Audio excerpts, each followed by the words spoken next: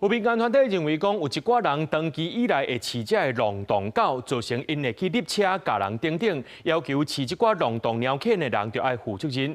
不过，这动保团体是认为讲呢，做志工救这个浪动猫犬，说是爱防禁定讲，就要处罚，做愈济是罚愈重。亲像嘉义有一个爱心妈妈长期饲浪动狗，说互人用无共款的罪名，加强罚80600，要求农业部把这界线讲好清楚。 顶一日彰化有一个76岁阿嬷伫做事，说互三只狗仔夹规身躯超过200外达着伤，无主人的浪动狗弱车，甲人攻击的事件常常发生。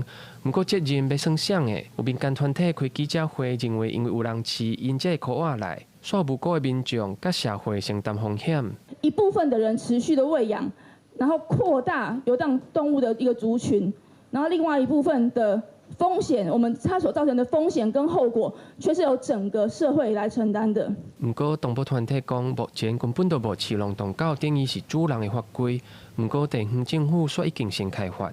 亲像嘉义有一个爱心妈妈长期饲浪动狗，说互人用无共的罪名，甲罚80600。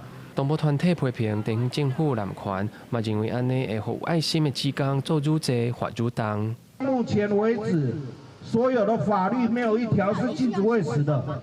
没有禁止喂食，根本在立法院里面躺着，根本没有过，没有过。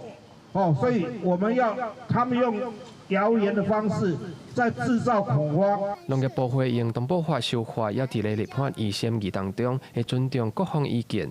整个法规的修正，那有几个重点。第一个，我们还是要加重饲主责任；第二个部分，我们是要加强针对这些特宠业者的一个管理。 第三个，我们要动保检察员能够赋权。民团甲动保团体对责任归属立场无同，动保团体呼吁农业部要检讨认定标准，对外讲好清楚。那民团要求长期饲浪动动物的人要负责任，若无出代志，农业部就要负责任。记者吴金阳、王志光台北报道。